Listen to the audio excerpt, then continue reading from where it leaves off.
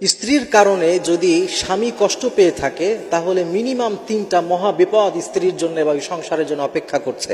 এজন্য যারা স্ত্রী আছেন, যারা মা বোনেরা আছেন, কখনো স্বামীকে কষ্ট দেওয়া যাবে না এবং ট্রাই করবেন যদি কোনো কারণে মনোমালিন্যতা দেখা দেয় সাথে সাথে মিউচুয়াল করে নেওয়া, যাতে করে ওই কোনো দুঃখ কোনো কষ্ট স্বামীর মনের মাঝে না থাকে।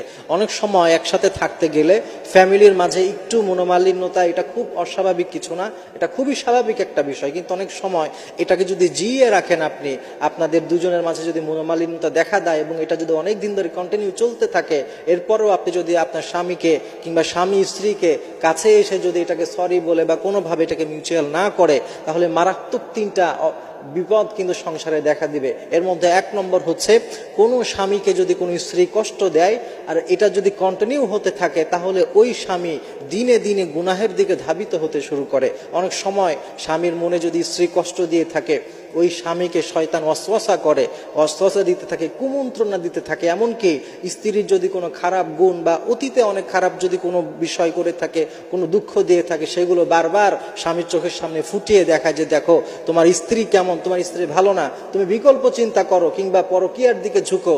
এইভাবে একজন স্বামীকে আস্তে আস্তে শয়তান কিন্তু প্ররোচনা দিয়ে দিয়ে গুনাহের দিকে ধাবিত করতে থাকে। এই জন্য একজন স্ত্রীর উচিত যদি কোনো কারণে স্বামীকে কষ্ট দিয়ে থাকে, তার নিজের ভালোর জন্য হলেও অবশ্যই সেটা স্বামীর কাছে গিয়ে জিনিসটাকে সলভ করে ফেলা, এটাকে জিয়ে না রাখা।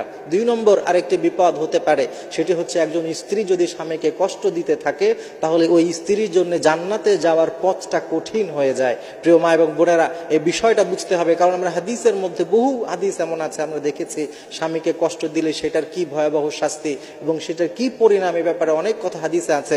এমনকি যদি স্বামী ডাক দেন, স্ত্রী যদি ওই ডাকে সাড়া না দেন, আর এইভাবে যদি স্বামী সারা রাত পার করে দেয় মনোমালিন্যতা নিয়ে, তাহলে কিন্তু ফেরেশতারা পর্যন্ত ওই স্ত্রীর প্রতি অভিশাপ করতে থাকে। এই সমস্ত হাদিসগুলো সামনে রাখলে বোঝা যায়, কোনো স্ত্রী যদি স্বামীকে কষ্ট দেয় তাহলে তার জন্য জান্নাতে যাওয়াটা অনেক কষ্টকর হয়ে যাবে।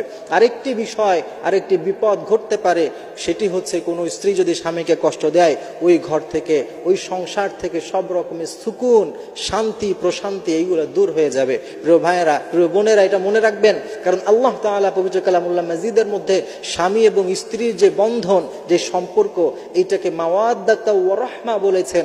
তিনি বলেছেন স্বামী আর স্ত্রী তারা একজন অপরজনের প্রশান্তির কারণ হবে, তারা সুকুনের কারণ হবে। কিন্তু যদি নিয়মিত কিংবা মাঝে মাঝে যদি স্বামীকে কোনো স্ত্রী কষ্ট দেয় এবং এটা যদি স্বামীর মনের মধ্যে গেঁথে থাকে, আস্তে আস্তে ওই স্বামী তার স্ত্রীর প্রতি একটা বিরূপ প্রতিক্রিয়া তার মধ্যে ইফেক্ট করবে এবং আস্তে আস্তে দেখা যাবে ওই সংসারে কোনো শান্তি আসছে না। ওই স্ত্রীর প্রতি স্বামীর যে একটা ভালোবাসা, ওটা দিন দিন চলে যেতে থাকবে। এই জন্য একজন স্ত্রী যদি তার সংসারটাকে টিকিয়ে রাখতে চায়, যদি নিজেরা শান্তির সাথে প্রশান্তির সাথে থাকতে চায়, তাহলে একজন স্ত্রীর জন্য উচিত হবে সে অবশ্যই স্বামীর সাথে কোনো মনোমালিন্যতা হলে সাথে সাথে কথা বলে, প্রয়োজনে আমি আগবাড়িয়ে যাব, সরি বলবো। সরি বলাতে কোনো আসলে অপরাধ নেই, কোনো লজ্জা নেই, কিন্তু সংসারটা যদি একবার ভেঙে যায় তাহলে কিন্তু জীবনটা আসলে কেমন সেটা বোঝা যাবে। এই জন্য স্বামী স্ত্রীর মধ্যে যেন মিল মহব্বত থাকে, এই জন্য নিজেরা নিজেদের চেষ্টা করা, তাহলে আল্লাহ তাআলা ওই সংসারকে, ওই দম্পতিকে অনেক রহমত এবং বারাকা দিবেন এবং অনেক সুকুন নাজিল করবেন। স্ত্রীর কারণে যদি স্বামী কষ্ট পেয়ে থাকে, তাহলে মিনিমাম 3টা মহা বিপদ স্ত্রীর জন্য বা সংসারের জন্য অপেক্ষা করছে।